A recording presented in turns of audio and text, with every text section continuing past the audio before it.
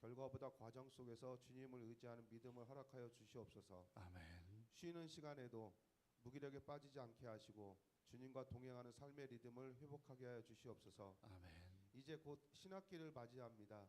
교회의 자녀들이 좋은 친구, 선생님들을 만나게 하시고 무엇보다 주님의 자녀임을 친구들에게 전파하는 올바른 자녀들로 성장시켜 주시옵소서. 아멘. 이 시간 말씀을 듣고자 합니다. 듣는 자 전하는 자 모든 귀한 시간이 되게 하여 주옵시고 전해지는 말씀들이 저희 삶으로 이어지는 귀한 시간이 되게 하여 주시옵소서. 아멘. 말씀 전하시는 목사님 영육간에 강건하게 하여 주옵시고 성가대를 비롯하여 예배를 돕는 많은 손길들을 기억하여 주시옵소서. 이 모든 말씀을 예수님의 이름으로 기도드렸습니다. 아멘.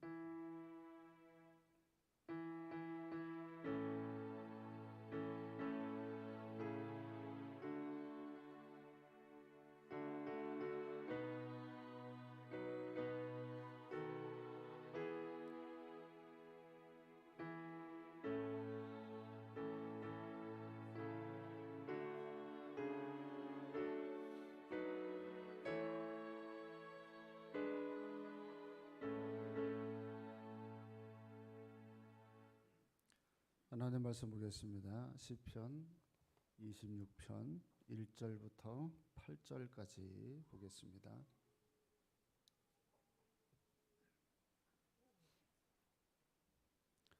우리 한 절씩 교독합니다. 내가 나의 완전함에 행하였사오며 흔들리지 아니하고 여호와를 의지하였사오니 여호와여 나를 판단하소서.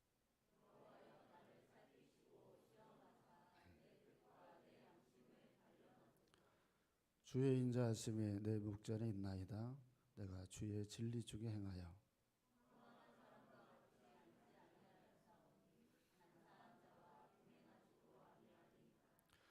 내가 항약자의 집회를 미워하오니 악한 자와 같이 앉지 아니하리이다.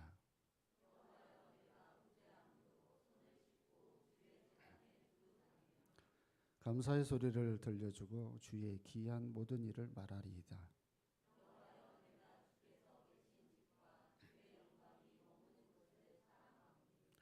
아멘. 할렐루야. 성가대 영광 올려드리겠습니다.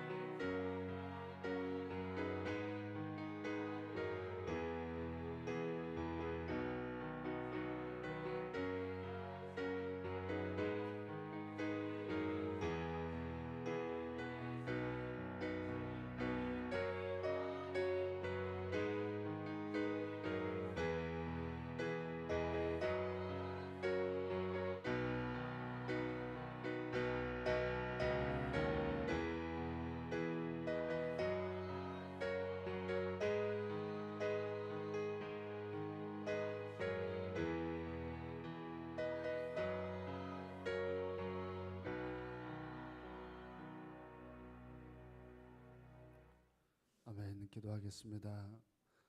살아계신 하나님, 우리의 소망이 되시는 아버지 하나님을 바라보고 찬양케 하시니 참으로 감사를 드립니다. 수만 가지의 인생의 색깔 속에서 우리가 다시 한번 하나님을 바라보고 갈망하는 건 그 모든 것의 출처는 주 안에 있사오니 우리의 모든 다양한 삶들의 응답과 역사가 예배를 드리며 말씀을 듣는 자에게서 그 향방을 찾는 시간 되어지도록 오늘도 인도하여 주옵시고, 자리에 참석한 자들의 심령들을 붙드셔서 온전하게 말씀으로 소통하는 주님 귀한 시간 되도록 역사하여 주옵소서. 거룩하신 예수님 이름으로 기도합니다. 아멘. 2월 8일자로 어느 교회가 문을 닫았습니다. 개척을 한 지 30년이 넘은 교회고요. 우리 군산노회 안에서는 그래도 나름대로 잘 교회도 짓고 했던 교회입니다. 근데 이제 이 교회가 2월 8일자 지난주 주일날로 교회 예배가 이제 교회가 폐쇄를 당했습니다. 여러분, 이 교회가 폐쇄가 된 건 억울한 일일까요? 그렇지 않은 일일까요? 어떻게 생각하십니까? 정말 평생을 살아오면서 그 교인들이 애쓰고 노력을 하고 수고했던 개척을 한 교회인데, 그 개척한 교회가 다음 세대로 넘어가지 못하고 그냥 끝나게 되어지는 이런 일을 당하는 건 여러분 억울한 일일까요? 그렇지 않을까요? 억울한 일인지 억울하지 않은 일인지의 그 판단의 기준은 어디에 있을까요? 항상 억울한 일인지 그렇지 않은지의 판단의 기준은 그런 일들을 만나기 전에 하나님 앞에 성결했는지 그렇지 않은지로 그걸 물어야 됩니다. 성결하지 않은 삶을 살게 되어졌다라고 하면 아무리 교회여도 억울하지 않습니다. 그러나 성결한 삶을 살았다라고 하면 반드시 그 교회는 억울할 겁니다.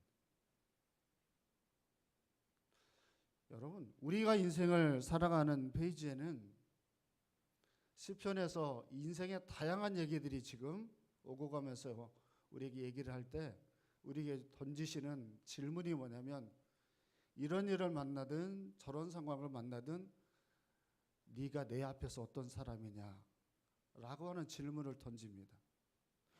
어떤 일을 만났든 오늘 우리가 찬양한 것처럼 산 소망이 되어주시는 주님이 계시면 우리의 실현하는 은혜가 시편에는 굉장히 많이 나와요. 그러나 벌로 끝나버리는 일도 성경에는 참 많이 나옵니다. 그때 던지는 질문이 뭐라고요? 하나님 앞에 내가 어떤 사람이었느냐, 어떤 삶을 살았느냐, 이 질문 앞에서 우리가 떳떳해야 돼요. 그래야 우리가 억울한 일을 만나도 우리 주변에서 신원하는 얘기로 무슨 얘기들이 나오냐면, 저 함께하는 교회는, 저 성도님의 가정은, 저분에게는 하나님 은혜를 주시옵소서라고 하나님의 그런 격려의 메시지들을 주변에서 듣게 됩니다. 그런데 성결하지 못하면 그런 말을 들을 수가 없습니다. 당연한 것이 됩니다. 이 얼마나 무서운 얘기입니까? 시편 26편은 배경이 없습니다. 어떤 배경에서 이 시편 26편이 기록이 됐는지 배경을 알 수가 없습니다. 그런데 한 가지 주제가 제가 좀 전에 얘기한 정말 하나님 앞에서 너무 억울한 일을 만난 다윗이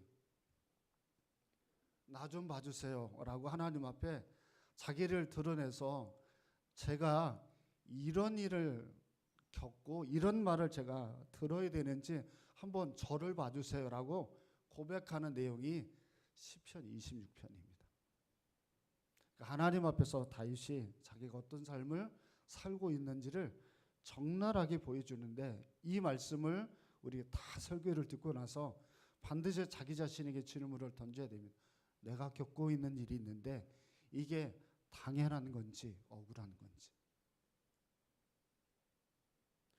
여러분 우리 성경을 따라서 지금 쭉 읽으면 민수기를 읽고 있을 거예요.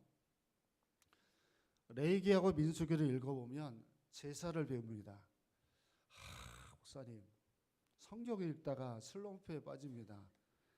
이 레위기하고 민수기를 읽으면 뭔 놈의 제사들이 이렇게 많은지, 뭘 바치고 뭘 바치지 않고 뭐하고 이런 얘기들이 나오니까 그만 읽어야 되겠습니다 라고 포기하는 마음들을 갖는 분들도 있을 텐데, 제사를 이해해야 오늘날의 예배를 이해할 수 있어요. 혹시 읽고 있는 분들에게도 팁을 하나를 드리면, 여러분 예배를 드리는 것처럼 당시 제사를 드릴 때 제사는 한 번의 제사로 끝났을까요? 여러 번 드렸을까요? 당시에 예배를 드릴 때 꼭 세 가지를 같이 드려야 돼요. 첫 번째가 뭐냐면 희생 제사를 드려야 됩니다.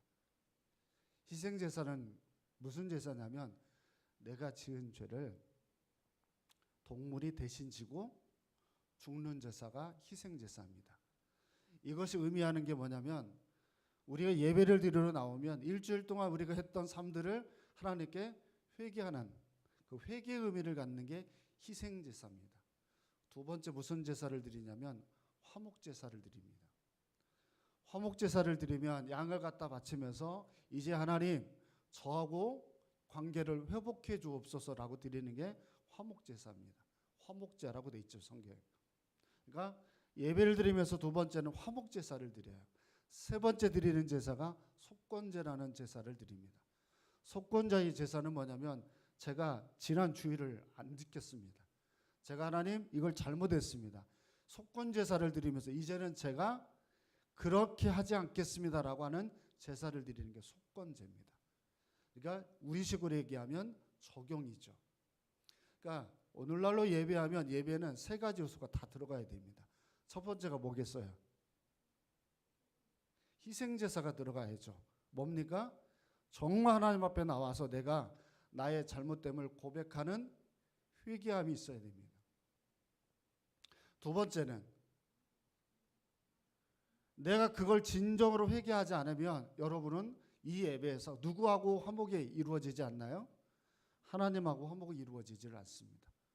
하나님하고의 화목이 이루어지지 않는 예배는 여러분이 그 예배를 드려도 여러분에게 덕이 되지 않습니다. 그러면 세 번째 제사는 뭐가 있어야 되나요? 제가 이제 어떻게 하겠습니다라는 여러분이 결단을 하는 게 예배에 있어야 됩니다. 내가 이렇게 살겠습니다라는 결단이 예배 자리에 반드시 있어야 됩니다. 그러니까 큐티를 하든 말씀을 읽든 예배를 드리든 모든 것의 구성은 다 이렇습니다. 내가 회개함이 있어야 되고 관계가 회복이 되어져야 되고 그리고 마지막에 내가 주님대로 살겠습니다라는 적용이 있어야 됩니다. 저를 보세요, 여러분. 이런 예배를 드리는 분들에게는 여러분 이런 예배가 일상이 된 사람들에게는 우리가 그 사람들에게서 뭘 볼 수 있을까요? 회개가 있고 관계가 회복이 되고 적용이 있는 사람의 모습을 우리가 매번 보게 되어지면 그분을 볼 때마다 우리는 뭘 볼 수 있을까요? 변화된 사람들입니다.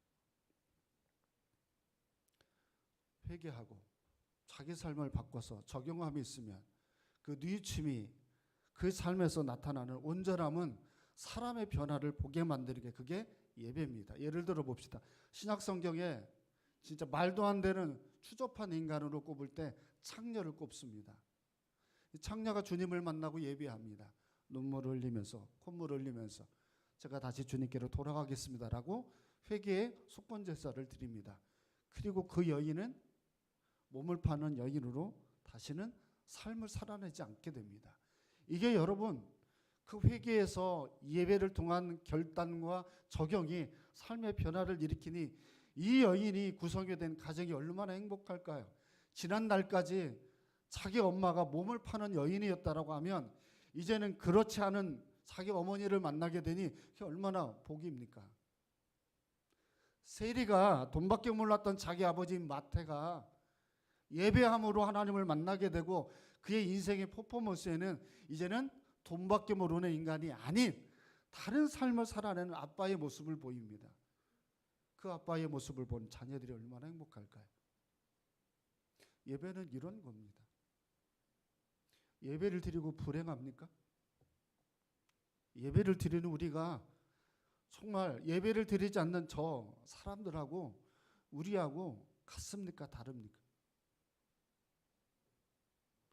예배가 우리의 삶을 바꾸는 거라면 우리는 우리의 예배가 훨씬 더 추구하고 원하는 것이 되어져야 정상이잖아. 아무리 예배를 드리고는 우리 어머니를 보고 아버지를 봐도 그 사람이 예배를 드리고 나서 삶에서 변화를 보지 못한다라고 하면 어떤 언론이 기독교를 보고 막 지탄하잖아요. 그거하고 똑같은 거예요, 여러분. 전에도 제가 한번 말씀드린 것 같은데 제가 이제 고시부로서 이제 고시부장으로 제가 이제 일을 한 적이 있어요.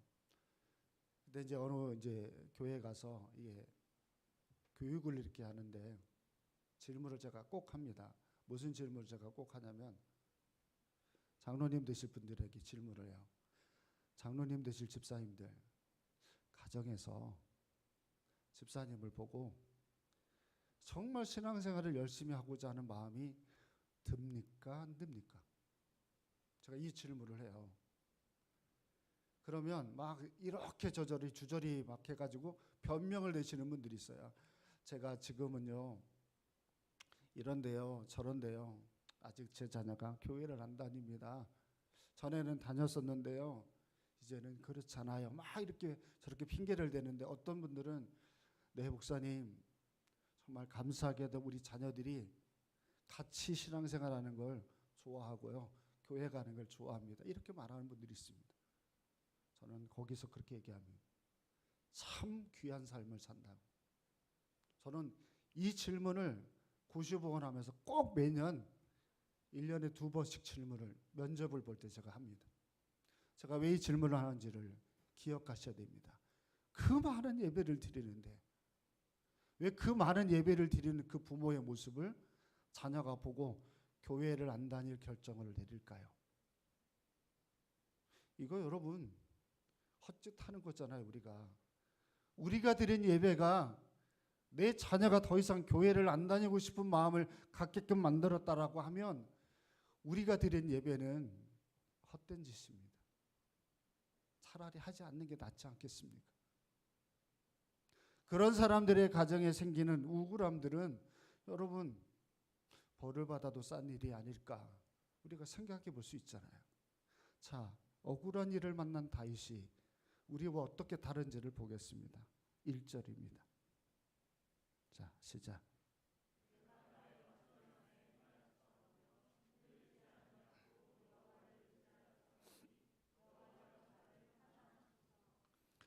아멘.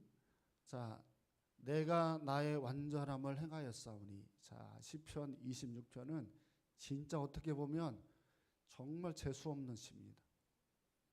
어떻게 보면 진짜 기분 나쁜 설교일 수도 있습니다. 왜냐하면 다윗이 뭐라고 말하냐면 나의 완전함을 봐달라는 겁니다. 어떻게 보면 이 시의 내용을 여러분들이 잘 모르면 이 시편 26편처럼 재수없는 말씀이 없습니다. 많은 세상의 사람들 속에 하나님 나처럼 완전함을 행한 사람은 없습니다라고 하는 고백으로 본문이 시작하는 것처럼 보입니다. 그래서 제가 강조를 합니다. 1절의 내용은 다윗이 자기가 얼마나 완전한지를 자랑하기 위해서 그렇게 하나님 앞에 요청하여 기도하는 내용이 아닙니다. 사람은 여러분 완전할 수 없잖아요. 옆에 분들을 보세요. 그분들이 완전해 보이세요? 그냥 보라고 하면 보세요. 어때? 옆에 분들을 보면 그분들이 완전해 보이세요? 완전하지 못하니까 늘 우리가 예배 시간에 와서 무슨 제사를 드려야 돼요? 희생 제사를 드려야 된다니까. 회개하는 거예요. 그러면 다윗은 희생 제사를 안 드렸을까요? 다윗도 역시 희생 제사를 드리는 사람 중에 하나잖아요. 근데 어떻게 나의 완전함을 봐달라고 하는 이런 기도를 이 사람이 할 수 있었을까? 주님이 여러분 정말 하나님이 다윗에게서 보고 싶은 그걸 다윗이 지금 행하고 있기 때문에 그 말을 지금 이렇게 표현하는 내용이에요. 그 표현하는 내용에는 이게 있는 거야. 다윗은 자기가 부족하지만 정말 하나님 앞에 신앙적으로 도덕적으로 정말 하나님 앞에 열심히 살고자 하는 그런 모습이 이 사람 안에 깊숙이 자리를 잡았던 겁니다. 여러분 정상적인 사람은 죄를 지면 또다시 죄를 짓는 일에 대한 아픔들이 있잖아요. 나 이렇게 살고 싶지 않은 그런 마음들이 있지 않습니까? 이번 주 제가 이런 뉴스를 보고 깜짝 놀랐어요. 여기 뭐 유준이 정도 되어지는 우리 학생들인데요. 제주도에 밥을 먹으러 갔어요. 10명 정도 되어지는 애들이 밥을 먹으러 갔는데 한두 놈씩 식당을 나가더니 담을 넘어서 도망을 가요. 그 중에는 여자애들도 껴 있어요. 그래서 이놈들이 이제 신고해가지고 잡혔습니다. 잡혔는데 얘네들이 뭐 하는 줄 아세요? 돌아와가지고 남은 밥을 먹어요. 이 경찰이 막 조사하고 있는데도 한 두 놈이 옆에서 뭐 하냐면 남아있는 밥을 먹어요. 그리고 거기에 도망을 간 녀석들 있잖아요. 다른 식당에서 얘네들이 또 등장을 해요. 그 등장할 때는 거기에는 여자아이 2명이 등장을 합니다. 그 식당에서 이놈들이 또 잡힙니다. 그러니까 이놈들은 버젓이 뭐 하냐면 자기들이 한 잘못을 계속 반복합니다. 못돼도 이렇게 못된 애들이 없을 만큼의 죄악들의 반복을 합니다. 제가 그걸 보고 아마 전 국민들이 그 뉴스를 봤으면 우리 그 10대들을 보고 무슨 생각을 하죠? 다 같이 한번 얘기해 보세요. 그 10대들은 어떻게 되어줘야 돼요? 벌을 받아야 돼요? 안 받아야 돼요? 큰 소리로 벌을 받아야 돼요? 안 받아야 돼요? 벌을 받아야 되겠죠. 이제 저를 보세요. 여러분들은 반복해가지고 습관적으로 짓는 죄가 있어요? 없어요? 있죠. 벌을 받아야 돼요? 안 받아야 돼요? 다시 질문을 드릴게요. 잘 못 알아듣는 것 같으니까. 여러분들이 습관적으로 짓는 죄가 있어요? 없어요? 왜 갑자기 목소리가 줄어들었어요? 습관적으로 짓는 여러분들이 죄가 있습니다. 그러니까 당연히 벌을 받아야 돼요? 안 받아야 돼요? 뒤통수로 받고 앞통수로 받고 다 받아야 되겠죠? 예, 우리는 그렇게 생각하지 않잖아요. 우리는 그 벌을 받으면 안 된다고 생각하지 않습니까? 그런데 우리가 보고 있는 일상에서의 삶에 반복되어지는 습관처럼 행동하는 그런 죄들을 버젓이 짓는, 특히 고범죄를 짓는 분들이 있습니다. 알고도 짓습니다. 이게 하나님이 원하지 않는다는 걸 아는데 주저리 이유를 댑니다. 그러면서 우리가 이 짓는 죄에 나는 특별하게 예외 조항이 있는 것처럼 말하지만 주님이 우리에게 요구하는 게 뭐냐면 다른 게 아니라 주님은 우리가 그 앞에서 의인으로서 최선하게 살아가는 걸 원해요. 그런데 한 번씩 이런 마음이 울분이 차오릅니다. 어떻게 저게 집사야? 어떻게 저게 권사야? 어떻게 저게 목사야? 라고 말을 할 수밖에 없는 인생을 살아내는 그와 같은 그런 습관적인 사람들이 있지 않습니까? 정말 이거 여러분 좀 전에 제가 말한 것처럼 교회가 폐쇄를 당하면 가슴이 아파야 되잖아요. 근데 혹여나 폐쇄를 당한 교회를 보고 저건 당연하다고 여겨버리게 되면 이게 얼마나 가슴 아픈 일입니까? 우리 함께하는 교회 안에 그런 분들이 있어요. 정말 자기의 삶을 바꾸려고 애를 쓰는 분들이 있어요. 서툴지만 신앙생활에 성숙하지는 못했지만 그걸 애써서 바꾸려고 노력하는 분들이 있어요.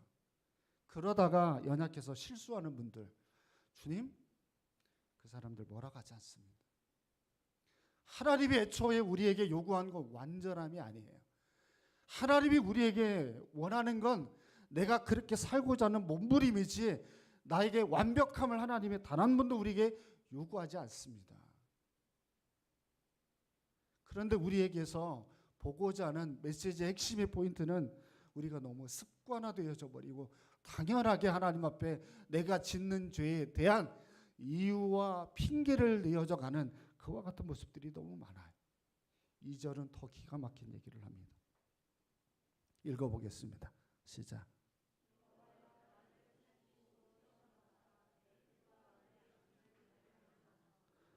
아멘. 이게 이 당시에 하나님이 사람을 볼 때 보는 세 단계입니다. 이 당시에. 그래서 다윗이 이 세 단계로 자기를 봐달라는 겁니다. 제가 그래서 이 시편 26편은 굉장히 어떻게 보면 재수없는 말씀이라고 볼 수 있다고 그랬어요. 첫 번째를 보세요. 나를 살펴달라고 하는 기도입니다. 이 나를 살펴달라고 하는 기도는 히브리어로 바안이라는 말을 쓰는데요. 어떨 때 쓰는 거냐면 원석이 있습니다. 그 원석에 금도 있고 은도 있고 다이아몬드가 있습니다. 원색 자체는 아직 의미가 없어요. 얘가 빛나려면 원석 안에서 그 귀한 것들을 끄집어내야 되잖아요. 그때 쓰는 말이 바안이라는 말입니다. 그러니까 내가 그냥 지금을 봤을 때는 하나님이 보실 때 어떤 사람인지 내 속을 봐달라는 거예요. 제가 많이 비유로 말씀드리지만 여러분의 속에 있는 내용을 모니터에다 띄우면 어떻게 돼요? 이게 지금 다윗이 지금 하나님 앞에 하는 기도의 내용이에요. 내 마음을 보세요, 하나님. 주변의 사람들은 저보고 억울한 일을 만났고 너는 벌을 받아도 당연하다라고 말을 하는데 하나님 제 마음을 한번 보세요. 지금 제 마음이 어땠는지 이거거든요, 지금. 그래서 제가 그랬잖아요. 억울한 일을 만나고 힘든 일을 만나도 내 안에 성결하게 살았고 거룩하게 살았으면 문제될 거 없어요. 왜? 산소망이시니까. 산소망이 하나님이 우리를 다 보고 계시기 때문에 결코 우리는 망하지 않는다는 게 성경의 얘기예요. 근데 우리가 정결하지도 못하고 우리가 하나님 앞에 성결하게 살아가지도 못하고 굉장히 요령을 피우고 넓은 길을 걸어가면서 그렇게 살아간 사람이 누가 하나님 앞에 하나님 저를 살펴달라고 이런 기도를 할 수 있겠어요? 다윗이 지금 하나님 앞에 그 기도를 합니다. 두 번째 기도는 무슨 기도냐면 나를 시험하여 달라는 기도입니다. 테스트 해보세요, 하나님. 내가 변하는지 안 변하는지. 이 내용입니다. 하나님 해보세요. 나를 고난을 주든 재산을 뺏어가든 왕의 자리를 걷어가든 한번 해보세요. 제가 제 마음이 바뀌는지. 이런 기도예요. 다윗은 지금 이거 다 뺏겨도 자기는 하나님을 향한 마음이 바뀔 마음이 없다는 그런 고백이에요. 이번 주에 박미선이라는 개그맨이 감사한다고 하는 그 노래를 하는 걸 제가 이렇게 잠깐 봤어요. 끝까지 보지는 않았지만 유방암 환자잖아요. 유방암 환자가 하는 얘기를 제가 간증처럼 이렇게 들어봤는데 유방암 환자는 다 절제하더라고요. 그러면 다시 가슴을 만들어야 되니까 주변 조직을 다시 끌어 모아가지고 그걸 땡기고 그리고 거기를 재생하는 일을 하니까 굉장히 힘들더라고요. 그러니까 불평할 만한 일을 만들어도 되는데 불평하는 말을 하는 게 아니라 거기에서 감사를 고백하는 말을 하더라고요. 하나님 해보세요. 제가 마음이 바뀌는지. 여러분 이 중에 있는 분들 중에는 조금만 어려우면은 그냥 좌절하고 낭망해가지고 예배가 뭐고 다 없어지는 분들도 계시잖아요. 그런 분들에게 하나님이 이 두 번째 테스트를 하면 남는 거 하나도 없죠. 그럼 세 번째 테스트는 뭔가요? 내 뜻과 내 양심을 단련하소서. 하나님, 더 하나님을 지향하고 더 하나님을 원할 수 있도록 나를 이끌어 달라는 거예요. 자기 마음을 지금 어렵고 너무 억울한데도 불구하고 하나님, 제 마음을 테스트를 해서 나를 더 단련되어진 사람으로 나를 끌고 가라. 이렇게 다윗이 2절에 그런 기도를 합니다. 여러분, 불로 재련하면 결국은 뭐가 되냐면 금이 되고 은이 됩니다. 다윗은 지금 자기를 더 단련해서 하나님 앞에 그렇게 온전하게 쓰임을 받는 사람이 되게 달라는 이 기도를 합니다. 나 함께하는 교회가 이 기도를 받았으면 좋겠어요. 여러분 우리 다 부족하잖아요.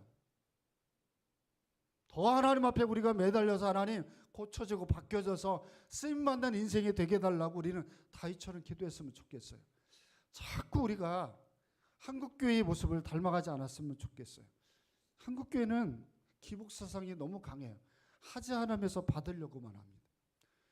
고치지 않으면서 자기에게만 특별한 은혜가 주어지기를 원합니다. 근데 여러분 그렇지 않습니다. 지난 주일날 우리 다 어디를 갔죠? 간 사람들만 얘기해 보세요. 우리 어디 갔어요? 우리 신의 학당이라는 영화를 우리 보러 갔어요. 오후 예배 대신. 단기 선교 갔다 오고 피곤한데 이거 2시간 동안 이거 어떻게 앉아 있지 막 생각을 하면서 제가 앉았어요. 근데 완전히 제 생각과는 다르더라고요. 뭐 내용은 별로 없어요. 내용은 별로 없는데 북한에서 변화되어지는 그런 성도들의 얘기예요. 여러 가지 장면이 있었어요. 오늘 우리 찬양한 것도 그 찬양에 이제 나옵니다. 근데 이 찬양에서도 이제 은혜를 받았지만 제가 은혜를 받은 건 어디에서 제가 은혜를 받았냐면 이 영화 배우들이 그 북한이라는 척박한 땅에서 신앙을 지키기 위해서 악단이 돼서 막 믿음을 숨기면서 신앙생활 하다가 그들을 관리하는 사람들이 하나 둘 변해요. 그 중에 이제 한 소자가 그 삶이 이제 바뀌고 그리고 나서 나름대로 한번 이제 신앙생활을 해보려고 마음을 먹고 가려고 하는데 어려운 일을 계속 만나기 시작합니다. 힘든 일을 계속 만나요. 그래서 사람이 죽기도 하고 다시 원래의 자리로 돌아와서 악단이 이렇게 앉아있는 모습이 있습니다. 그때 이런 찬양을 합니다. 한번 보실까요? 내가 누려왔던 모든 것들이 내가 지나왔던 모든 순간 이 찬양이 흘러나와. 이걸 누가 하냐면 그 무리들 중에 가장 나이가 먹으신 분이 사람 하나가 죽고 정말 조금 더 열심히 신앙생활을 하려고 하는데 닥친 어려움을 경험하면서 한 사람이 고백을 하고 그 박땡땡이라고 하는 탤런트가 연예인이 그 찬양을 이렇게 듣습니다. 근데 이 찬양을 듣는데 그렇게 아파요. 가슴이. 내가 누려왔던 모든 것들이 내가 지나왔던 모든 것들이 모든 시간이 다 은혜라고 하는 찬양을 들어요. 이 찬양을 듣고 영화가 다 마쳤는데 식사를 하는 자리까지 갔는데도 가슴이 이게 안 바뀌는 거예요. 이 마음의 이 감동이 저는 영화를 보고 처음이에요. 태어나서 처음이에요. 이렇게 단순한 영화를 보고 마음의 여운이 남아본 건 이 영화가 제가 처음인 것 같아요. 저는 다른 것 다 보다도 뭐가 마음에 남냐면 내가 잘한 것도 있고 부족한 것도 되게 많았지만 지나온 세월들을 보면 험난하고 아프기도 했어요. 여러 가지 많은 일을 겪었지만 제 가슴에 남아있는 게 뭐냐면 은혜였다는 거죠. 내가 얼마나 몸부림을 치며 목회하려고 했는지 하나님은 아셨으니까요. 정말 처절하게 몸부림을 치며 함께하는 교회를 지켜가려고 했던 내 마음을 하나님은 아셨으니까. 많은 걸 누리면서 살지는 않았지만 다 지나간 세월들을 보고 나면 그냥 내 마음에 느끼는 것은 은혜 아니었나. 그래서 이 찬양을 하면서 함께하는 교회 모든 성도들이 처절하게 우리가 현재 누리고 있는 이 신앙을 지켜갔으면 좋겠다는 그 마음이 제 마음에 있었습니다. 여러분 우리 헛된 짓 하는 거 아니잖아요. 우리가 지금 하고 있는 이 일이 주님이 보시기에 얼마나 기뻐할 수 있는 일인지 우리가 이거 느껴야 되잖아요. 우리가 가고 있는 이 길이 은혜라고 나중에 고백할 수 있는 그런 하나님 앞에서 우리의 삶들이 되어져야 되잖아요. 3절을 보겠습니다. 읽어보겠습니다. 시작.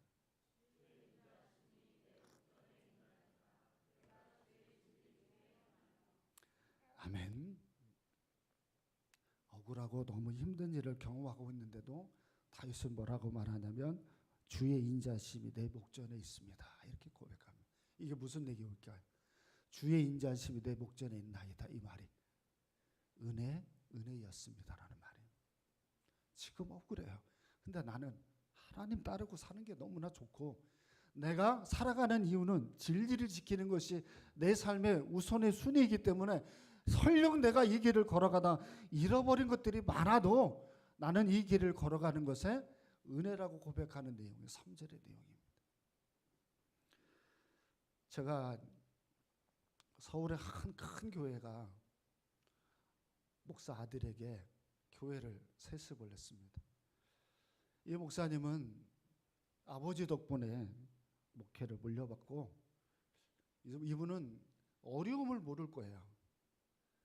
살아가는 게 얼마나 힘든 것인지도 경험해 본 적이 아마 없을 거예요. 자식 입장에서 굉장히 행복할 것 같아요.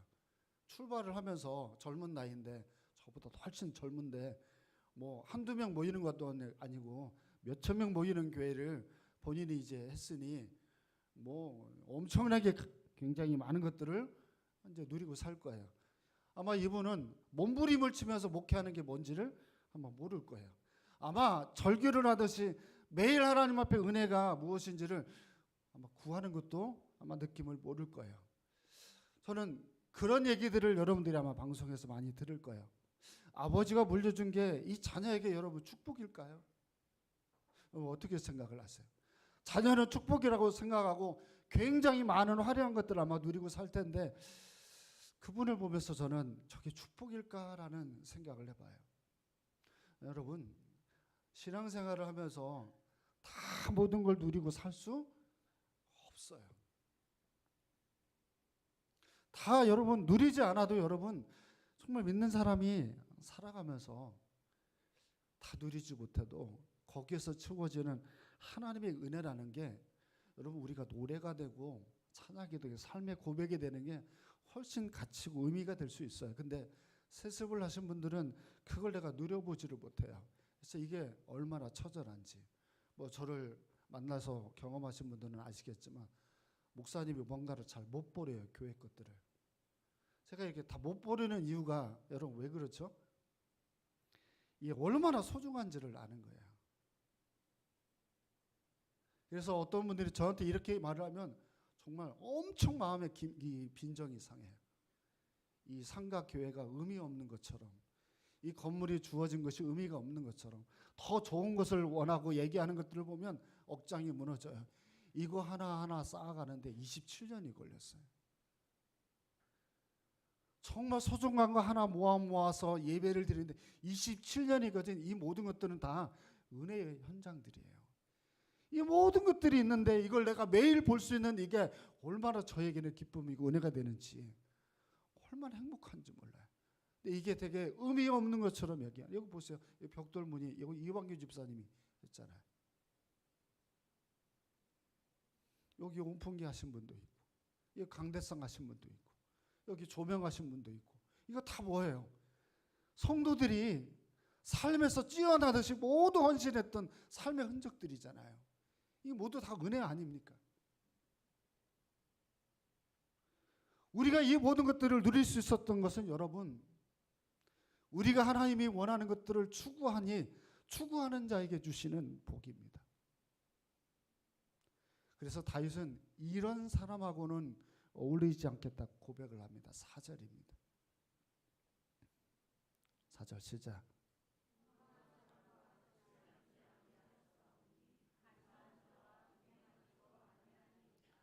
아멘. 하나님 보세요. 저는 제가 이렇게 살았어요 라고 하면서 정말 이렇게 말합니다. 나는 허망한 사람하고는 있지도 않았습니다. 동행하지도 않았습니다. 여러분 허망한 사람이 어떤 사람일까요? 이쯤에서 옆에 분들 한번 보세요. 자, 허망한 사람들이 어떤 사람일까요? 보셨어요? 그 사람이 허망한 사람이에요? 아니에요? 허망한 사람은 그럼 뭐예요? 어떤 사람을 두고 허망한 사람이라고 말을 할까요? 허망한 사람은 무가치한 것들을 추구하고 살아가는 사람을 허망하다고 그럽니다. 가치 없는 것들에 목숨을 걸어요. 거짓된 일에 최선을 다해요. 사기를 치기 위해서 온 신경을 다 쓰면서 저 캄보디아 가가지고 피싱하면서 몇백억을 막 벌어요. 그런 일에 모든 걸 올인을 해요. 로맨스 스캠인가 뭔가를 하기 위해서 부부가 애를 쓰면서 외국에 가가지고 이 국내에 있는 사람들한테 그걸 해서 돈을 벌기 위해서 치열하게 싸워요. 그런 인간들하고는 눈도 안 마주치고 살겠다는 게 다윗의 마음이에요. 왜? 이거 여러분, 이거 예배자가 가져야 될 삶이 아니잖아요. 왜냐하면 성경 역사를 보면 이런 사람들은 끝까지 하나님이 벌을 주고 저주를 줘버리거든요. 아브라함이 중보기도를 10번 해도 소돔과 고모라가 망해버리고, 죄악된 삶을 바꾸지를 않는 사람들은 결국은 망해요. 이제 제가 결론을 내려볼게요. 여러분, 이 다윗의 마음이, 부모의 마음이 되어진 사람은 자기 자식을 붙잡고 어느 길로 가야 정상일까요? 가치 있는 일에 가장 많은 시간들을 들여 살아갈 수 있도록, 여기 보면 자기 자녀들을 데리고 와서 예배 드리는 분들이 있어요. 이런 분들이 가치 있는 분들이에요. 가장 소중한 것들을 가장 자기 자녀들에게 주는 거예요. 그 자녀들의 손을 잡고 예배보다는 놀러 다니고 그 시간들을 허비하면서 살아가는 것이 복인 양 하는 그 부모를 만난 자녀가 가장 불쌍한 자녀들이에요. 뭐가 중요한지도 모르고 자기 자녀를 그런 허망한 길로 몰고 가버리는, 이게 얼마나 어리석은 부모입니까? 이 얼마나 은혜를 모르는 부모입니까? 처절할 만큼 우리가 붙잡아야 될 건 여러분 다른 게 아닙니다. 살아보니 억울하고 힘들어도 나는 내 편이 되신 하나님을 만나고 그분이 내가 어떻게 살았는지를 평가할 때 잘하고 충성된 종이었다. 나는 너의 인생을 끝까지 책임을 지고 인도할 거다라고 말하는 그분의 눈빛이나 그분의 축복이 아닐까 생각합니다. 자, 이번 한 주 여러분 우리 너무 소중한 예배를 드렸습니다. 명절 기간 우리를 만나는 사람들이 정말 소중한 인생을 다시 한번 느끼며 은혜였음을 서로 고백하는 여러분의 주가 되기를 주의 이름으로 축원드립니다. 기도하겠습니다. 살아계신 하나님, 주님의